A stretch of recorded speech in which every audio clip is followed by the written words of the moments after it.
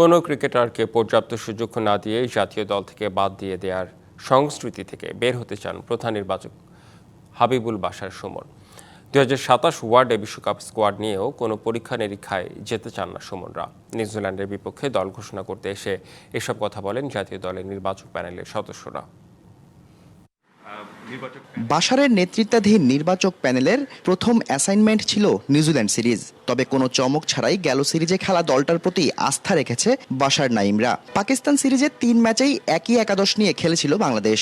সৌম্য অঙ্কনরা নিজেদের প্রমাণের সুযোগই পাননি। নতুন নির্বাচক প্যানেলও কাউকে পরখ না করে বাদ দেওয়ার পক্ষে নন, পর্যাপ্ত সুযোগ দিতে চান ক্রিকেটারদের। পলিসি সেট করেছি যদি যখন কেউ আসবে সে যেন অ্যাটলিস্ট আমরা তাকে পর্যাপ্ত সুযোগ দিতে পারি। এবং দেখুন গত সিরিজে কিছু প্লেয়ার খেলেননি, তা আমরা আলাপ করেছি যারা খেলার সুযোগ পাননি। তো কাউকে সুযোগ না দিয়ে আমরা দল থেকে বাদ দেওয়ার পক্ষপাতিত্ব নেই। নির্বাচক হিসাবে পূর্বে বাশারের অভিজ্ঞতা থাকলেও নাইম ইসলামরা একেবারেই নতুন। কাউকে সুযোগ না দিয়ে বাদ দেওয়ার নজির নিজেদের খেলোয়াড়ি জীবনে বহুবার দেখেছেন তারা। এই কালচারই পরিবর্তন করতে চান নাইম নাদিফরা। লিলি আল্ট্রাসফট সিরাম জেল, যা গভীর থেকে স্কিনে দেয় 3 গুণ সিরাম হাইড্রেশন। সিরাম জেল হাইড্রেশনে ব্রাইট থাকো সব সিজনে।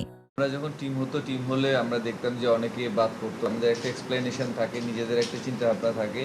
তো আমার এই জিনিসটা এখন আমার মনে হয় যে আমাদের যে প্যানেল আছে, আমাদের প্যানেলে আমরা যে জিনিসগুলো আমাদের মনে হয়েছিল যে আগে আমাদের এই জিনিসগুলো চেঞ্জেস হওয়া উচিত বা প্লেয়ারদের জানা উচিত, সেই জিনিসগুলো আমরা এখন চেঞ্জ করতে পেরেছি।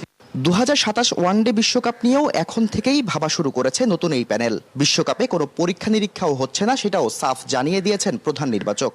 আমরা একদম প্রায়র টু ওয়ার্ল্ড কাপ আসলে নতুন কাউকে দেখতে চাই না। আনটিল যে কেউ ইনজুরি হলে তাকে ওই জায়গায় দেখতে, সেটা ডিফারেন্ট কেস। বাট আমরা আসলে ওয়ার্ল্ড কাপের আগে কোনো পরীক্ষা নিরীক্ষার মধ্যে যাবো না। এটা আমাদের সিলেকশন কমিটির একটা আমাদের মধ্যে যেইটা আলাপটা হয়েছে। আগামী 6 মাসের মধ্যেই বিশ্বকাপের দল চূড়ান্ত করতে চায় নির্বাচকরা। আমরা নেক্সট 6 মান্থ কিংবা এর মধ্যে আমরা দেখে নিব। Shahriar Hossain, DBC news, Dhaka.